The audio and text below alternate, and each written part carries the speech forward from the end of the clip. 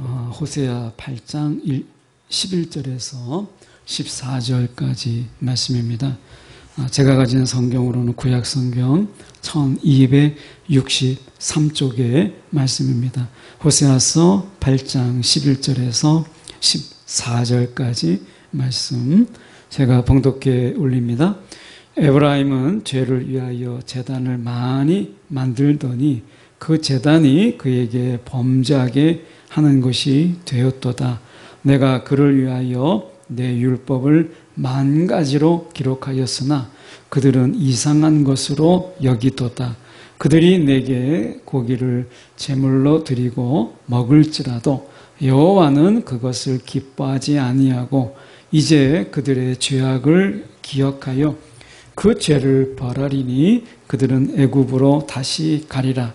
이스라엘은 자기를 지으신 이를 잊어버리고 왕궁들을 세웠으며 유다는 견고한 성읍을 많이 쌓았으나 내가 그 성읍들에 불을 보내어 그 성들을 삼키게 하리라.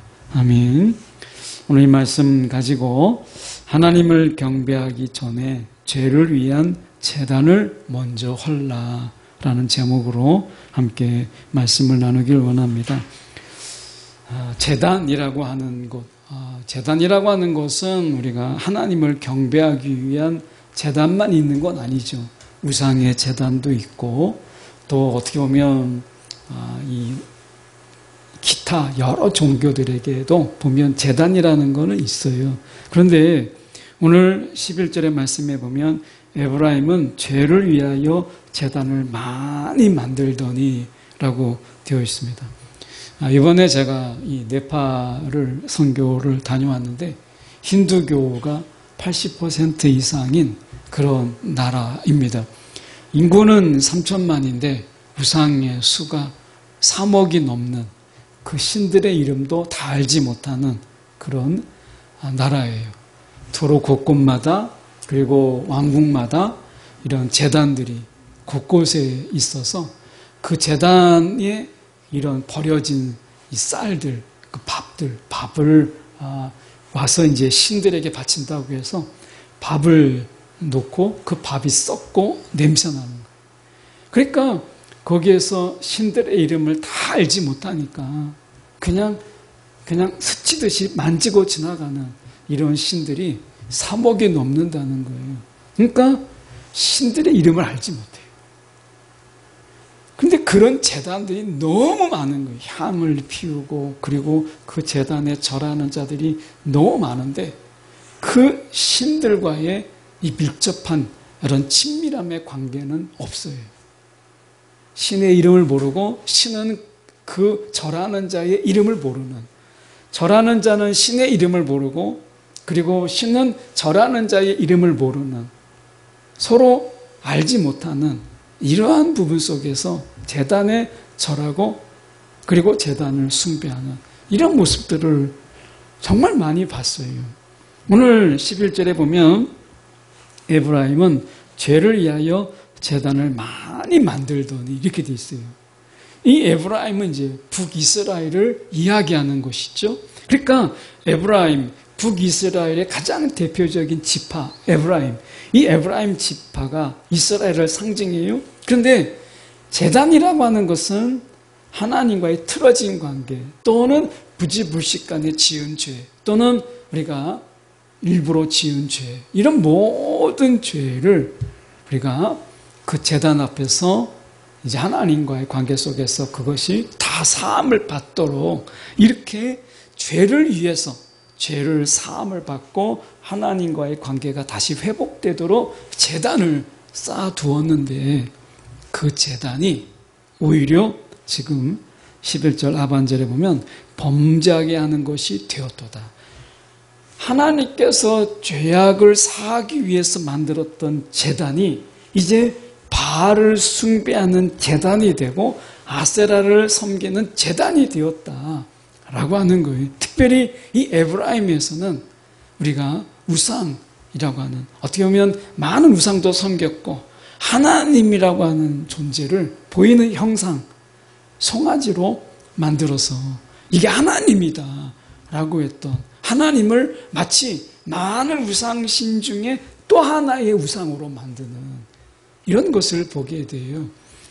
일본도 그랬지만 일본은 1억 인구에 우상이 800만이었잖아요. 그런데 네팔은 인구 3천에 우상이 3억이나 되니까 우상들의 이름을 알지도 못하지요.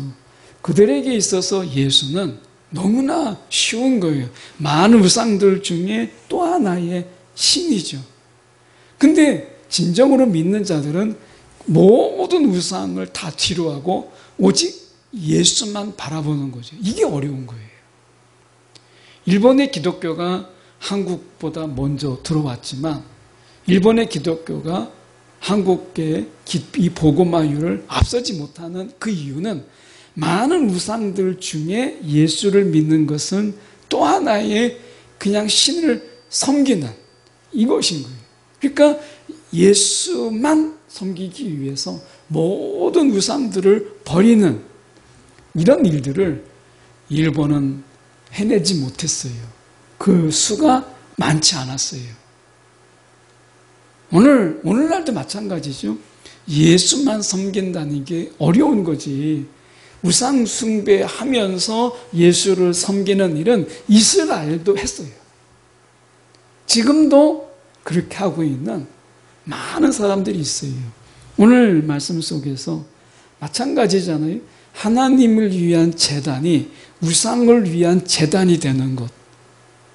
오늘 우리의 마음이 그런 거잖아요. 우리의 마음이 제단이라고 본다면 우리의 마음은 온전히 하나님께 드려지는 그런 하나님을 위한 제단이 되어야 되죠.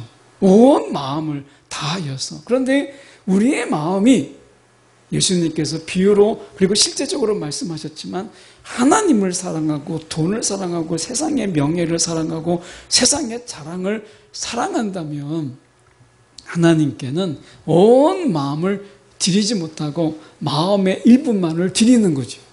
그러니까 11절에서 말씀하고 있는 것처럼 우리가 죄를 위하여 제단을 많이 만들더니 제단은 하나님께서 인간의 죄를 용서하시기 위해서 제단을 두었지만 오히려 에브라임은 죄를 더 짓게 하기 위해서 제단을 많이 만들었다는 거예요.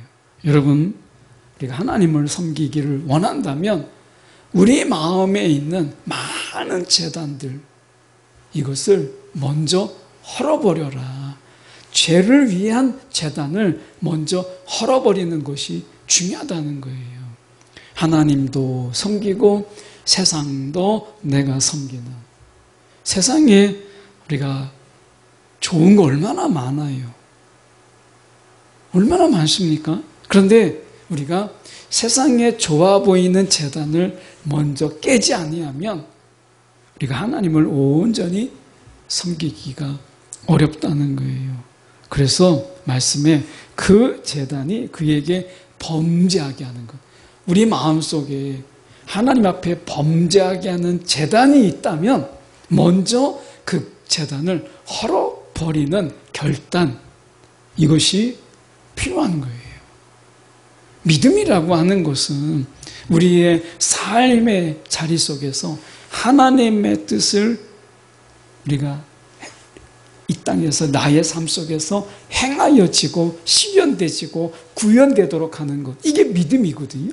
그렇게 본다면 우리의 뜻이 하나님의 뜻만 우리 속에서, 우리의 삶 속에서 구현되는 것이 아니라 세상의 뜻, 그리고 세상의 자랑이라고 하는 것이 우리의 마음을 계속해서 이간질한다면 그 제단을 헐어버리는 것이 먼저이죠. 여러분, 오늘 혹시 우리의 마음 속에 우리가 하나님께만 위한, 하나님께만 경배하려고 하는 제단만 있는 것이 아니라면 그 나머지 모든 제단을 헐어버리는 용기, 결단이 필요한 거예요. 내게 그럴 용기가 없다면 여러분 하나님께 구하세요. 성령께 여러분 그 용기를 달라고 구하세요. 그리고 기꺼이 우리가 하나님을 향한 제단 외에는 이 모든 것을 헐어버리는 이런 결단을 구하세요. 하나님께서 분명히 그런 마음을 주세요.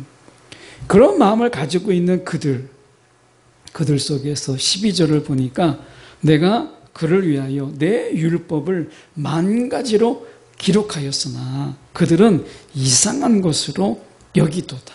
하나님께서 많은 말씀을 주셨어요. 그런데 우리가 신앙의 부분 속에서 이 말씀을 들을 때 제일 먼저 그 말씀을 나에게 주시는 말씀이다. 오늘 이 말씀이 나에게 주시는 하나님의 말씀이다라고 하는 이 분명한 이 말씀을 듣는 자의 자세가 필요한 거예요. 그런데 오늘 그들은 그렇게 하지 않았어요. 오늘 하나님의 말씀이 그들에게 선포돼요. 이거는 이 사람이 들을 만한 말씀인데 너무 아깝다. 이거는 이 말씀은 저 사람이 들어야 되는데 저 사람을 향하여서 주시는 말씀이구나. 나만 빼고 다른 사람들에게 다 정죄하고 다른 사람들이 적용해야 된다라고 하는 이런 말씀으로 만약에 듣는다면 그것은 결코 아무런 변화가 일어나지 않죠. 성경에는 우리가 하나님의 말씀으로 살아가는 삶은 둘 중에 하나예요. 하나는 변화냐, 하나는 변질이냐라고 하는 것이거든요. 그러니까 변화되지 않는 인생, 하나님의 말씀으로 인해서 변화되지 않는 인생에는 반드시 변질을 가지고 와요. 여러분, 우리가 음식을 한번 놓고 보세요. 그러면 어떻게 돼요? 나중에 시간이 지나가고 그리고 이제 온도에 따라서 변질되어져 가죠.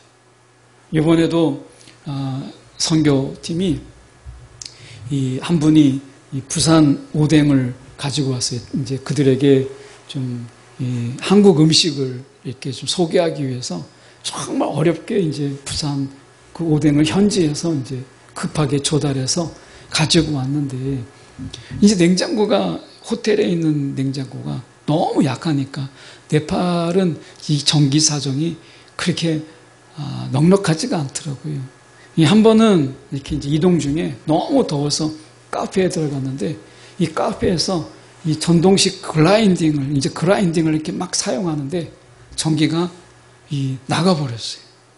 그 커피를 가는 이 기계를 돌리는데도 이 전기가 내려간 거예요. 그리고 이제 그라인딩이 끝나면 다시 불이 들어와요. 그런 상황에 있다 보니까 이 웬만한 교회에서 에어컨이 있는 교회는 한 군데도 보지 못했어요. 다 선풍기로. 그럼 정말 사람이 많아서 더운데도 이 선풍기로만 유지하더라고요. 에어컨을 놓을 수가 없는 거고 전기도 안 되는 거예요.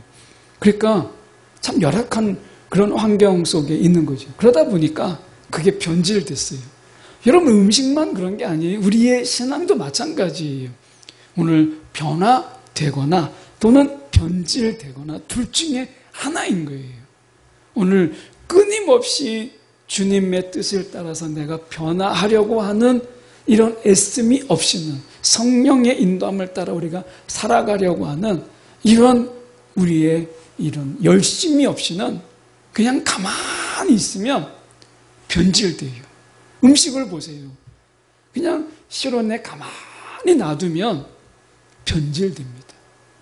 우리의 신앙이 그런 거예요. 그러니까 하나님의 말씀을 듣고 내가 그 말씀으로 어떻게든지 내가 살아내려고 하고 그리고 그 말씀대로 내 삶을 살고자 하는 이런 마음이 있을 때 변화가 일어나는 거예요.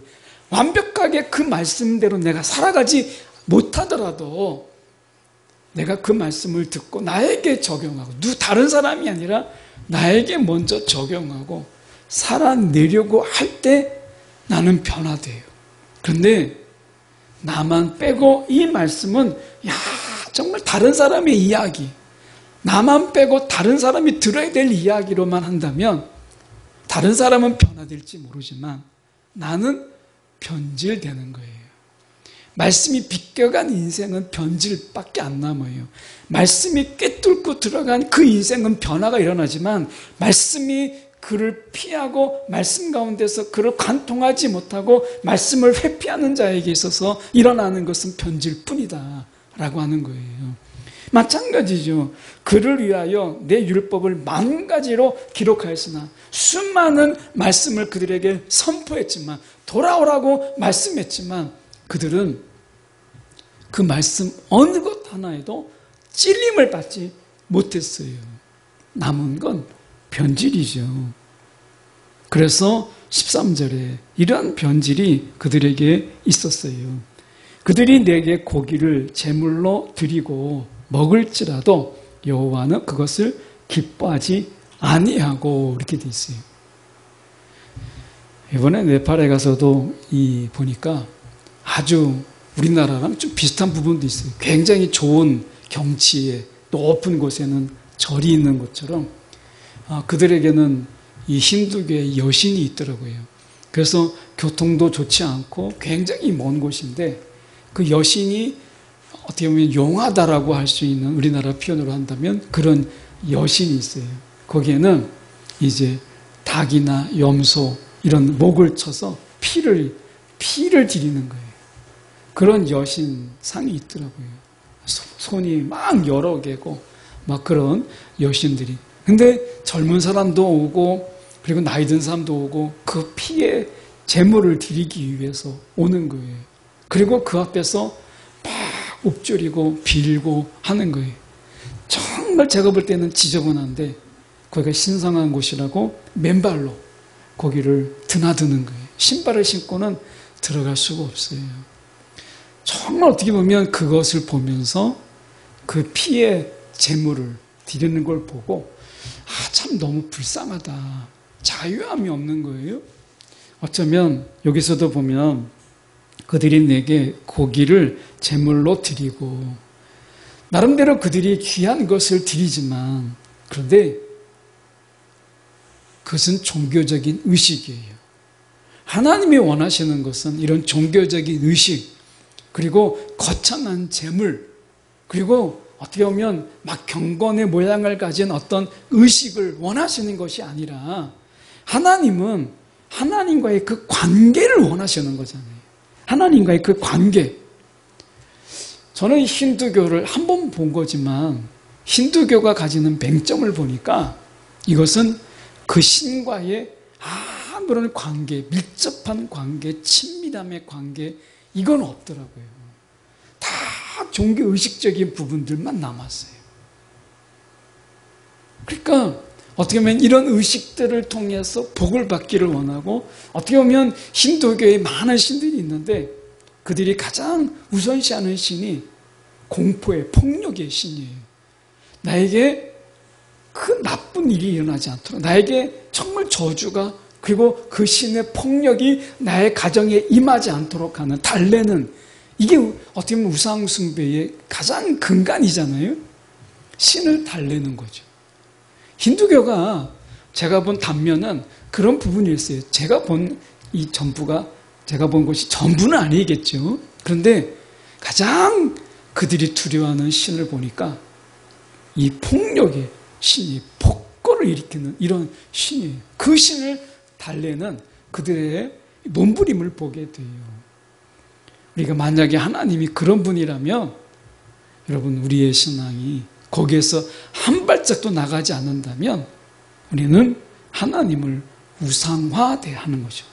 하나님은 그것을 결코 원치 않으세요. 자, 하나님은 여호와는 그것을 기뻐하지 아니하시고 하나님이 원하시는 것은 하나님을 기뻐하는 이 기쁘시게 하는 그 관계 이거를 원하시는 거죠.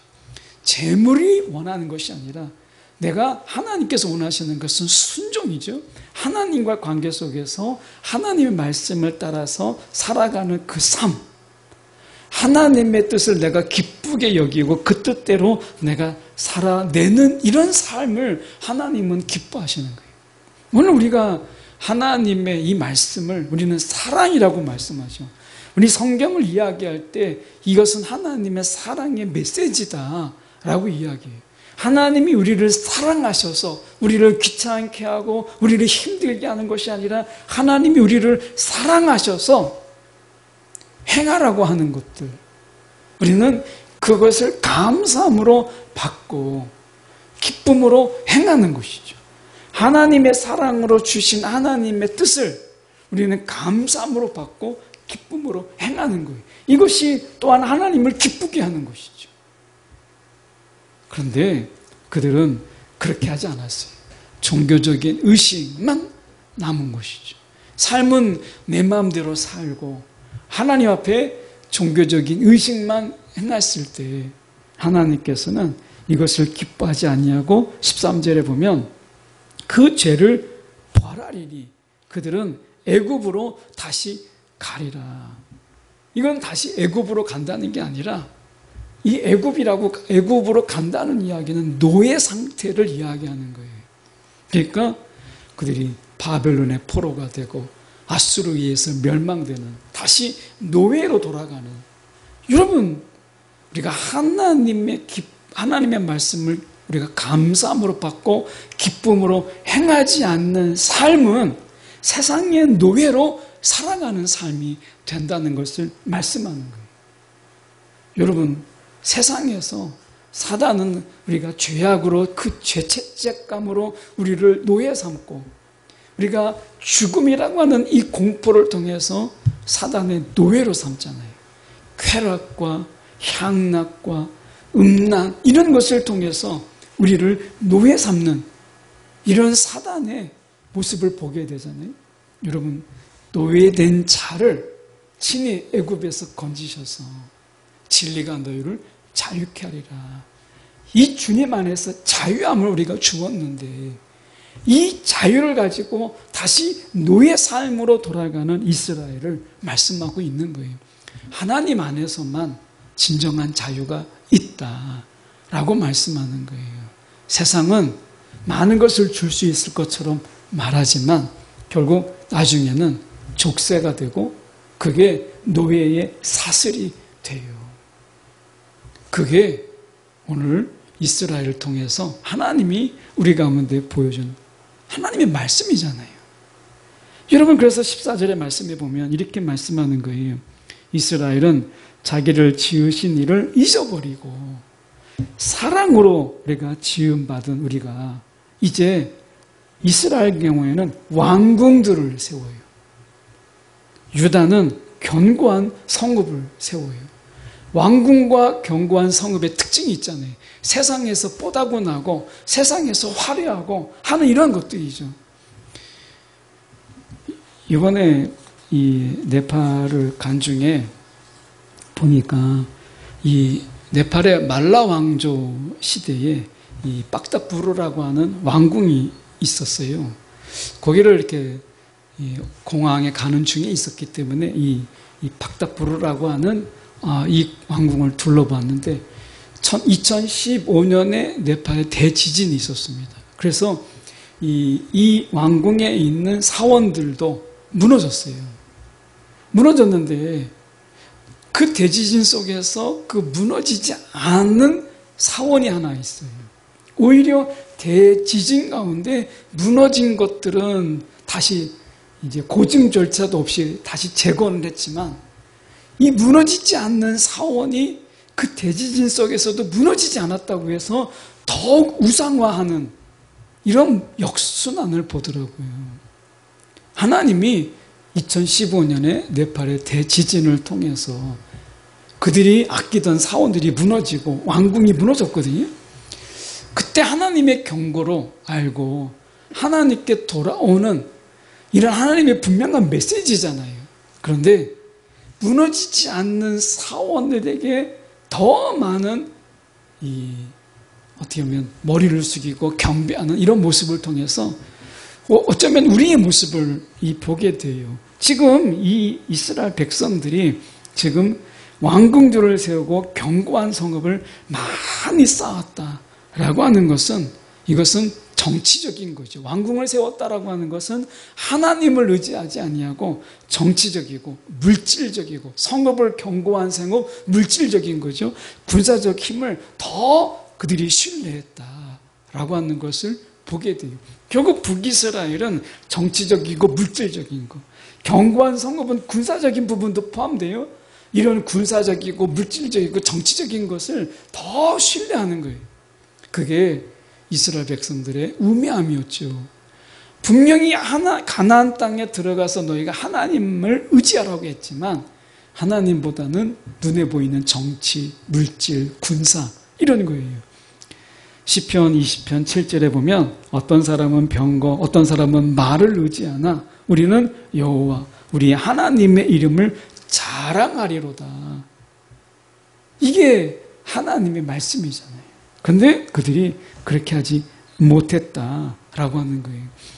시편 49편 6절과 7절의 말씀에 보면 자기의 재물을 의지하는 자들과 돈이 많음을 자랑하는 자들, 이런 자들, 아무리 대단한 부자라 하여도 자기의 생명을 속량하지 못하는 법, 이렇게 이야기합니다. 하나님께 속전을 지불하고 생명을 속량받을 수 있는 사람은 단 한 사람도 없다. 여러분, 구원을 돈 주고 살 수 있는 사람이 누가 있어요? 아무도 없어요. 이 세상의 모든 것들은 정치, 물질, 군사 이런 것들은 잠시만의 안도감을 줄 뿐이에요. 진정한 평안을 주지 못해요. 오직 하나님께만 그런 거예요. 결국 이스라엘은 아수르에 의해서, 그리고 남유다는 결국 바벨론에 의해서 그들이 정말 많은 돈과 그리고 노력을 통해서 세운 왕궁과 요새가 다 무너지는 것을 보게 돼요. 오늘 우리 마음에 왕궁을 짓고 계십니까? 우리 마음속에 견고한 성읍을 짓고 계십니까? 아무런 의미가 없다는 거예요. 오늘 내 집을 아무리 튼튼하게 견고하게 지어도 하나님이 한순간에 허물어 버릴 수 있다라고 하는 것을 기억하면서 우리가 하나님을 경배하기 위해서 우리의 쓸데없는 재단을 먼저 헐라 말씀하시는 주님의 음성에 귀를 기울이는 저와 여러분이 되기를 소망합니다.